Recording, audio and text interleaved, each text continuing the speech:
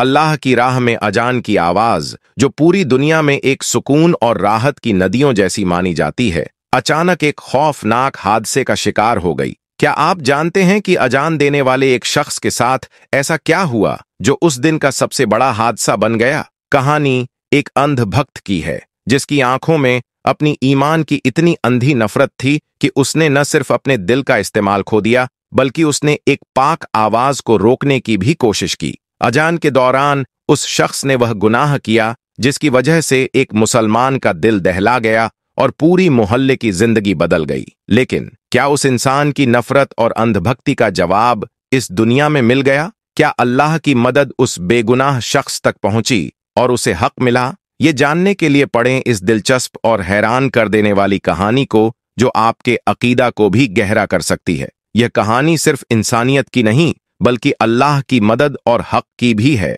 प्यारे दोस्तों, बहुत पहले की बात है। किसी पोस्ट पर एक बहुत बड़े ऑफिसर था। एक बार किसी खास काम की वजह से उसका तबादला यानी उसका ट्रांसफर मुस्लिम इलाके में हो गया था।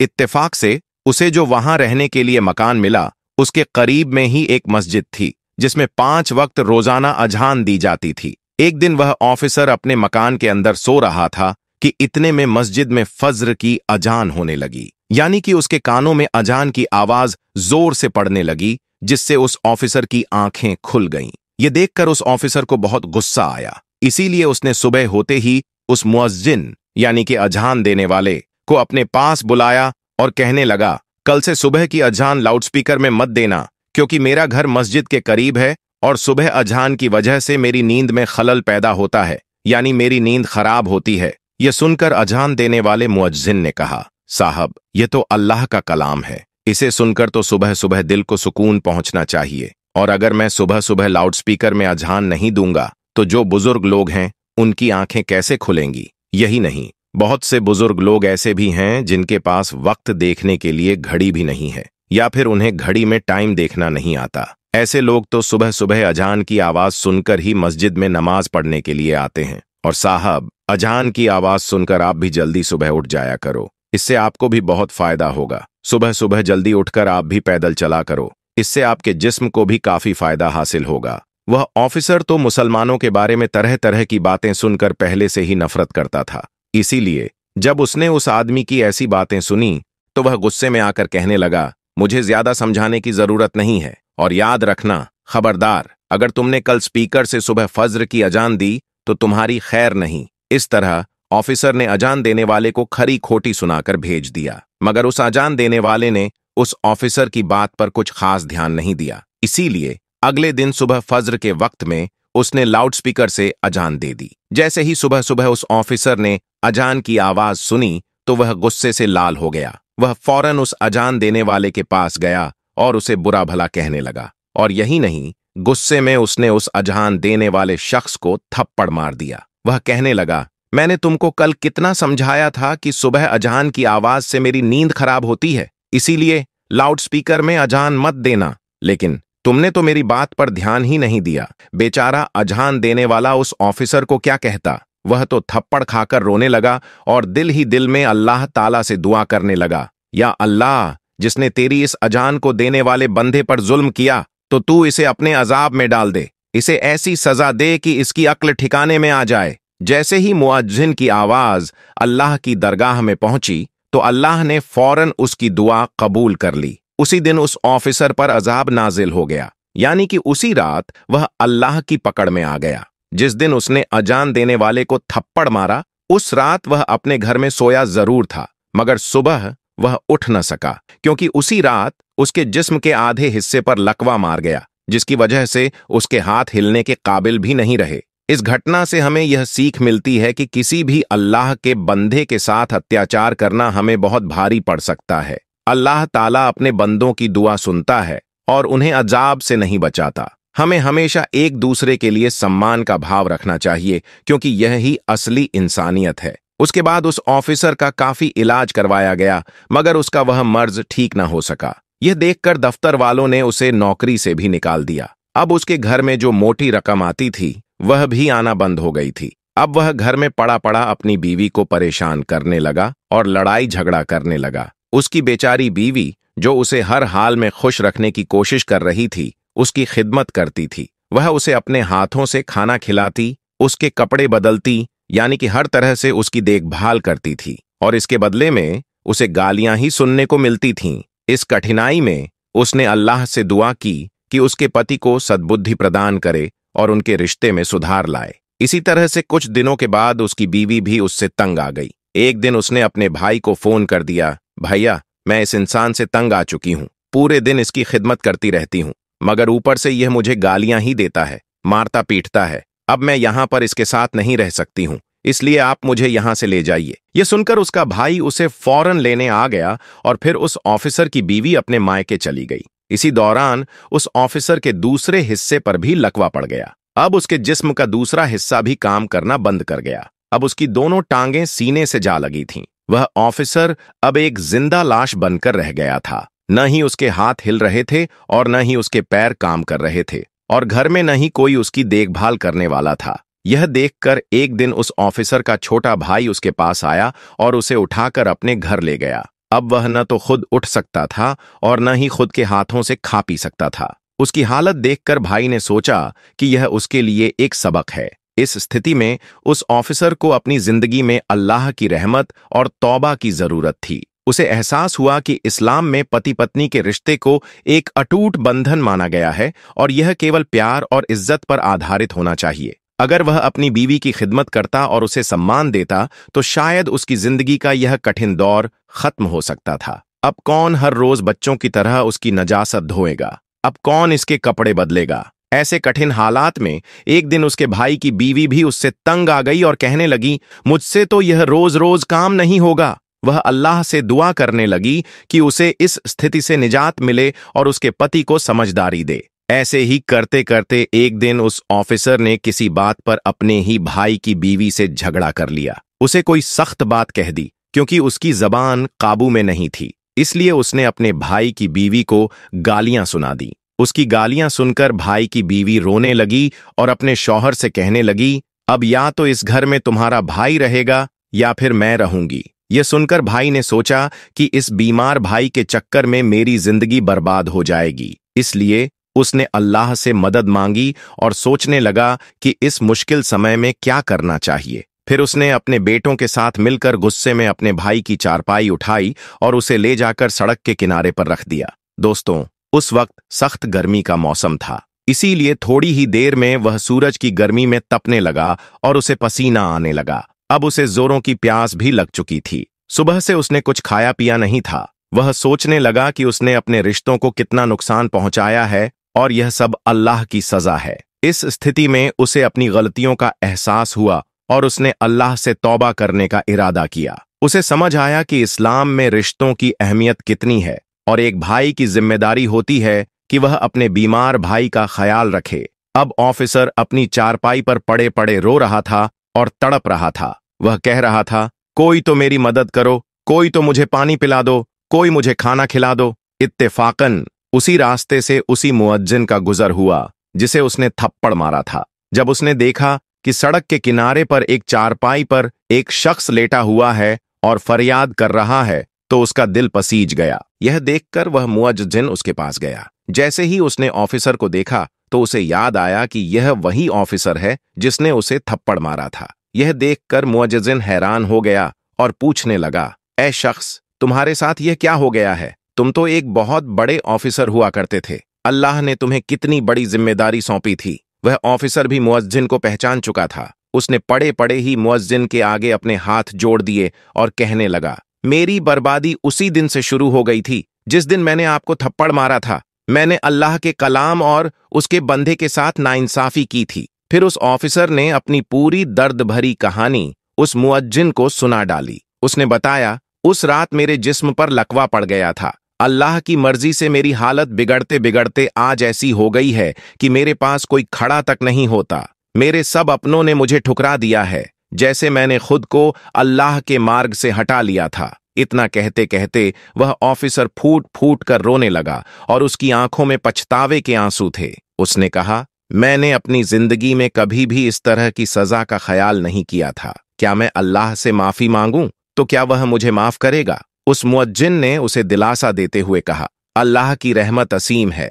अगर तुम सच्चे दिल से तौबा करोगे तो अल्लाह तुम्हें जरूर माफ करेगा। हम सबको अपनी गलतियों से तौबा करनी चाहिए और अल्लाह की राह पर चलना चाहिए। उस ऑफिसर ने अपनी गलती का एहसास किया और अल्लाह की तरफ लौटने का फैसला किया। उसकी हालत देखकर मुअज्जिन को उस पर तरस आ गया। उसने उसे पानी पिलाया और उसके लिए खाना लाकर उसे अपने हाथों से खिलाया। फिर उसे अपने घर ले जाकर अच्छे ढंग से उसकी खिदमत की। मुअज्जिन ने कहा, तुमने अल्लाह की शान में गुस्ताखी की है, इसलिए तुम सच्चे दिल से तौबा करो और अल्लाह से माफी मांगो। यह सुनकर वह ऑफिसर सच्चे दिल से अल्लाह की बारगाह में रोते हुए माफी मांगता रहा और मुअज्जिन ने उसके हक में दुआ की। अल्लाह तबारक ताला ने उसकी दुआ को फौरन कबूल किया और कुछ ही दिनों बाद ऑफिसर पूरी तरह से ठीक हो गया। वह उठकर चलने फिरने लगा। सुभान अल्लाह। प्यारे दोस्तों, याद रखें कि जो कोई भी मजलूम पर जुल्म करता है उसके ऊपर अल्लाह का अजाब इसी तरह से उतरता है।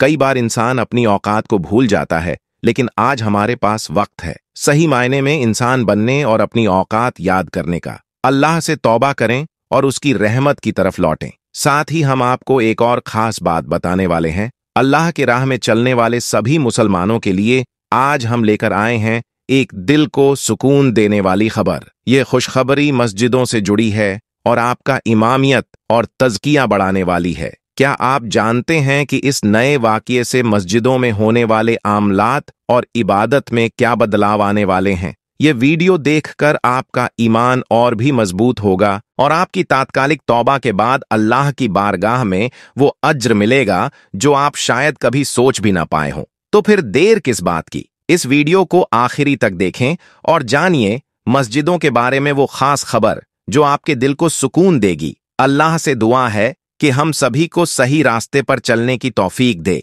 आज हम आपको दुनिया के 10 ऐसे देशों के बारे में बताने वाले हैं जहां पर सबसे ज्यादा मस्जिदें मौजूद हैं। साथ ही हम आपको यह भी बताएंगे कि पूरी दुनिया में मस्जिदों की तादाद लगभग कितनी है और दुनिया की 5 सबसे बड़ी और खूबसूरत मस्जिदें कौन सी हैं और किस जगह पर स्थित हैं। इसलिए अगर आप एक मुसलमान हैं तो आज का यह वीडियो आपके लिए बहुत ही खास है। दोस्तों, सबसे पहले तो हम आपको बता दें कि इस दुनिया में कुल मस्जिदों की तादाद लगभग 36 लाख के आसपास है। अब आपको बताते हैं उन 10 देशों के बारे में जिनमें दुनिया की सबसे ज्यादा मस्जिदें मौजूद हैं, यानी कि जिन देशों में सबसे ज्यादा मस्जिदें बनी हुई हैं। Number 1, Indonesia. दोस्तों, दुनिया में सबसे ज्यादा मस्जिद वाले देशों में सबसे पहला नंबर आता है इंडोनेशिया का। हम आपको बता दें कि इंडोनेशिया में कुल मस्जिदों की तादाद लगभग 8,15,000 है। इन 8 लाख मस्जिदों के साथ इंडोनेशिया मस्जिद के मामले में दुनिया में पहले नंबर पर है। नंबर 2, भारत। दोस्तों, आपको यह जानकर खुशी होगी कि दुनिया में सबसे ज्यादा मस्जिद वाले देशों में दूसरे नंबर पर आता है हमारा प्यारा देश भारत। हमारे देश भारत में कुल मस्जिदों की तादाद लगभग 3,10,000 है। इन 3 लाख मस्जिदों के साथ भारत मस्जिद के मामले में दूसरे नंबर पर बना हुआ है। नंबर 3, बांग्लादेश। दोस्तों, दुनिया में सबसे ज्यादा मस्जिद वाले देशों में तीसरे नंबर पर आता है हमारा पड़ोसी मुल्क बांग्लादेश। हम आपको बता दें कि बांग्लादेश में कुल मस्जिदों की तादाद 2.5 लाख है, यानी कि पूरे बांग्लादेश में लगभग 2.5 लाख मस्जिदें बनी हुई हैं। इन 2.5 लाख मस्जिदों के साथ बांग्लादेश मस्जिद के मामले में तीसरे नंबर पर है। नंबर 4, पाकिस्तान। दोस्तों, दुनिया में सबसे ज्यादा मस्जिद के मामले में हमारा पड़ोसी मुल्क पाकिस्तान चौथे नंबर पर है। हम आपको बता दें कि पाकिस्तान में कुल मस्जिदों की तादाद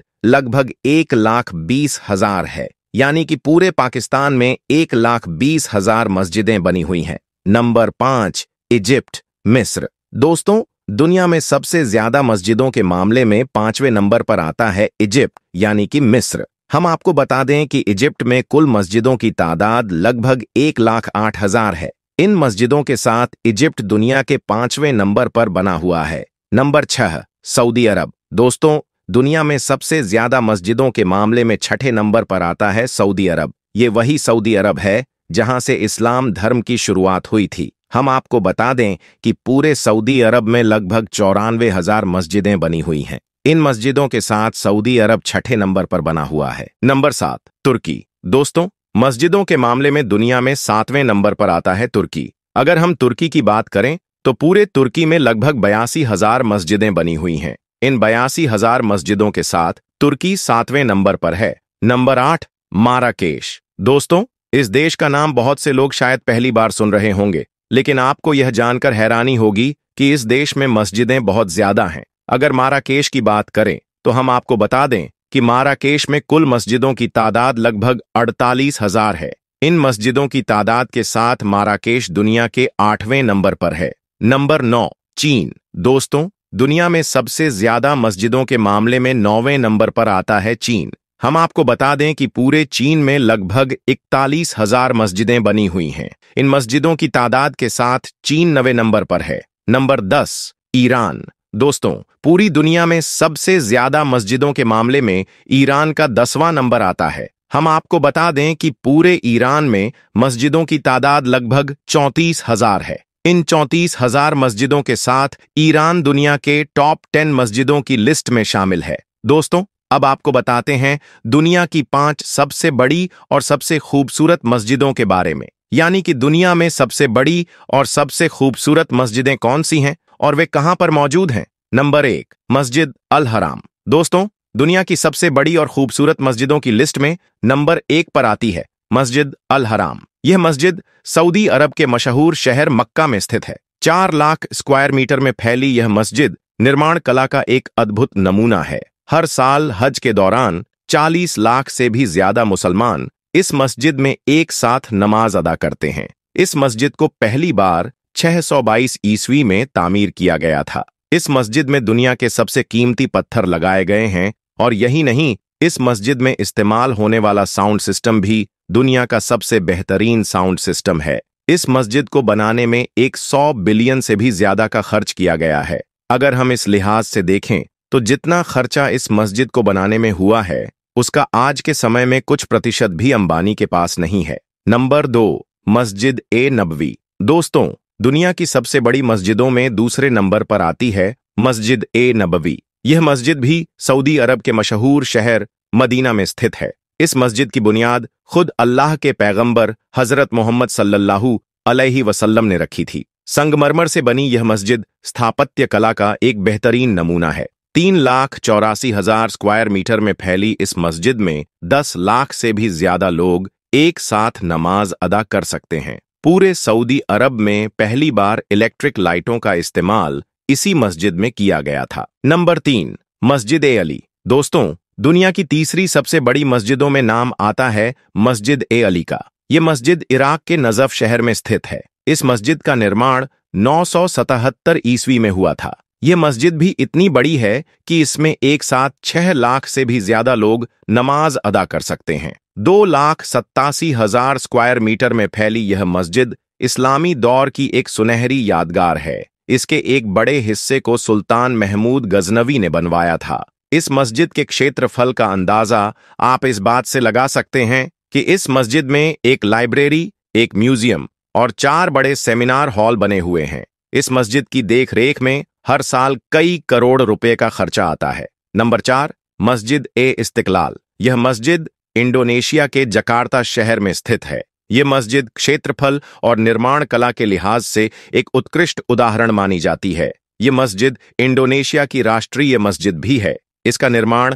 22 फरवरी 1978 में हुआ था और $7 अरब की लागत से बनी इस मस्जिद में एक साथ 2 लाख से भी ज्यादा लोग नमाज पढ़ सकते हैं। यह मस्जिद इंडोनेशिया की सबसे बड़ी और दुनिया की चौथी सबसे बड़ी मस्जिद है। नंबर 5, मस्जिद ए हसान। दोस्तों, दुनिया की 5वीं सबसे बड़ी मस्जिद है मस्जिद ए हसान। यह खूबसूरत मस्जिद मोरक्को के शहर कसाब्लांका में स्थित है। इस मस्जिद में दुनिया की सबसे बेहतरीन तकनीकी सुविधाओं का इस्तेमाल किया गया है। इस मस्जिद का आधा हिस्सा समुद्र की जमीन पर और आधा हिस्सा अटलांटिक महासागर पर बना हुआ है। मस्जिद के आधे हिस्से का फर्श शीशे का बना हुआ है, जहां से समुद्र का पानी साफ साफ दिखाई देता है। इस मस्जिद में दुनिया की सबसे ऊंची मीनारों का इस्तेमाल किया गया है। इस मस्जिद की मीनारों पर लगी लेजर लाइटों को 30 किलोमीटर दूर से भी देखा जा सकता है। आपको यह जानकर शायद हैरानी होगी कि इस मस्जिद को बनाने में 35,000 मजदूर हर रोज काम करते थे और इस मस्जिद को बनाने में 15 सालों का वक्त लगा था। तो दोस्तों, यह वे 5 मस्जिदें हैं जो इस दुनिया की सबसे बड़ी और सबसे खूबसूरत मस्जिदें हैं। इसके अलावा भी दुनिया में सैकड़ों मस्जिदें ऐसी हैं जो बहुत बड़ी और खूबसूरत हैं और उनमें भी एक साथ लाखों लोग नमाज पढ़ सकते हैं। मगर यह 5 मस्जिदें दुनिया की सबसे बड़ी मस्जिदें हैं। अल्लाह के प्यारे नबी हजरत मोहम्मद सल्लल्लाहु अलैहि वसल्लम ने फरमाया कि जो कोई भी मस्जिद बनाएगा या फिर किसी मस्जिद बनाने में मदद करेगा तो अल्लाह ताला ऐसे शख्स के लिए जन्नत में घर तैयार करेगा। अल्लाह पाक हम सभी को अपनी मस्जिदों को आबाद करने और 5 वक्त की नमाज व जमात अदा करने की तौफीक अता फरमाए। आमीन सुम्मा आमीन। आइए अब जानते हैं कि रमजान में बीवी से हमबिस्तरी कर सकते हैं या नहीं। रमजान का महीना है जो रहमत, माफी और नजात का महीना है। इस महीने में अल्लाह ताला अपने बंदों पर खास रहमत करते हैं। रोजा फर्ज है ताकि नफ्स की पाकीज़गी हो सके और ताक़वा बढ़ सके। इस महीने में हर एक अमल का सवाब बढ़ा दिया जाता है और अल्लाह ताला की दुआएं कबूल होती हैं। लेकिन इस पाक महीने में कुछ मसाइल ऐसे होते हैं जो उम्मत को उलझन में डाल सकते हैं और उनमें से एक अहम सवाल यह है कि रमजान में बीवी से हमबिस्तरी करना जायज है या नहीं। इस सवाल का सही जवाब जानने के लिए हमें कुरान और हदीस की रोशनी में सही हिदायत की जरूरत है। रमजान के महीने में बीवी से हमबिस्तरी करना यह जायज है या नहीं, इस पर हमें सबसे पहले रोजे की हकीकत को समझना होगा। रोजा का असल मकसद है अल्लाह ताला की रिदा को हासिल करना और नफ्स की पाकीज़गी। रोजा का मतलब है सुबह फज्र से लेकर गुरु आफताब मगरिब तक यानी दिन भर हमें खाने पीने और हमबिस्तरी से बचने का आदेश है। इसका मतलब यह हुआ कि अगर कोई शख्स रोजे की हालत में अपनी बीवी से हमबिस्तरी करता है तो उसका रोजा टूट जाएगा और उसे कज़ा और कफारा करना होगा। कफारा का मतलब है कि उसे 70 मिस्कीनों को खाना खिलाना या 2 महीने का लगातार रोजा रखना होगा। अगर आप यह चाहते हैं कि रात में रोजा खोलने के बाद यानी इफ्तार के बाद और सहरी तक आप अपनी बीवी से हमबिस्तरी कर सकते हैं तो यह इस्लामिक हुक्म के अनुसार जायज है, क्योंकि इफ्तार के समय जब रोजा खुलता है तब खाने पीने और हमबिस्तरी की इजाजत होती है। जब तक फज्र का समय न हो यानी सूर्योदय से पहले तक आप अपनी बीवी से हमबिस्तरी कर सकते हैं। यह याद रखना जरूरी है कि रमजान के महीने में हमें अपने सारे अमल और इबादतें अल्लाह की रिदा के लिए करनी चाहिए। हमें रोजे और अन्य इबादतों को सही तरीके से अंजाम देना चाहिए ताकि हमारा रोजा और हमारी इबादतें अल्लाह के पास कबूल हो सकें और हमें रमजान की रहमत और माफी मिल सके। अब सवाल यह है कि अगर हमबिस्तरी के बाद आप सो जाते हैं या दिन में नहाते हैं तो क्या आपका रोजा सही रहेगा? यह समझना जरूरी है कि रोजा और हमबिस्तरी अलग अलग चीजें हैं। अगर आपने बीवी से हमबिस्तरी की तो इसका मतलब है कि आपको नापाकी की हालत में रहना होगा, लेकिन इसका असर आपके रोजे पर नहीं पड़ेगा। नापाकी और रोजे का कोई ताल्लुक नहीं है, इसलिए नहाए बिना भी आपका रोजा जारी रहेगा। हालांकि बेहतर यही है कि आप हमबिस्तरी के बाद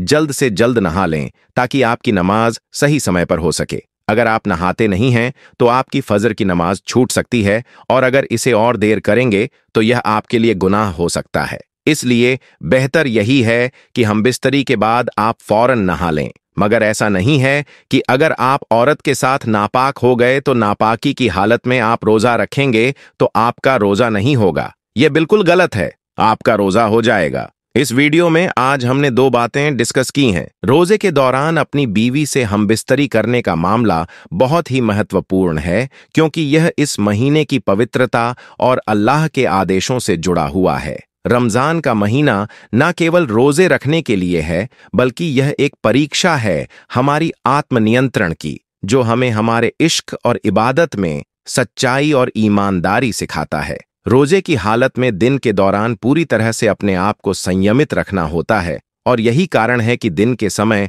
हम किसी भी प्रकार की शारीरिक संबंध से बचते हैं। लेकिन जैसे ही सूर्यास्त होता है और रमजान का रोजा टूटता है तब रात के वक्त सभी बंदिशें हट जाती हैं। इस दौरान हम अपनी बीवी से शारीरिक संबंध बना सकते हैं, यह पूरी तरह से जायज है। लेकिन सबसे महत्वपूर्ण बात यह है कि अगर आपने रोजा के दौरान बीवी से हमबिस्तरी की है तो आपको फौरन गुस्ल स्नान करना चाहिए। नापाकी के हालत में अगर आप सहरी खाते हैं तो आपका रोजा फिर भी जायज होगा क्योंकि नापाकी का रोजे से कोई संबंध नहीं है। हालांकि यह बहुत जरूरी है कि हम गुस्ल करने में देरी न करें, क्योंकि अगर आप गुस्ल में देर करेंगे तो इससे आपकी फज्र की नमाज पर भी असर पड़ सकता है। इसके साथ साथ अगर आप इससे ज्यादा देर करेंगे तो यह आपके लिए एक गुनाह बन सकता है जो आपको अल्लाह की सजा का सामना करा सकता है। इसलिए आपको चाहिए कि रोजे के बाद जितनी जल्दी हो सके गुस्ल कर लें, ताकि आप अपनी इबादत में कोई भी कमी न करें और अपने रोजे को भी पूरी तरह से सही तरीके से अदा करें।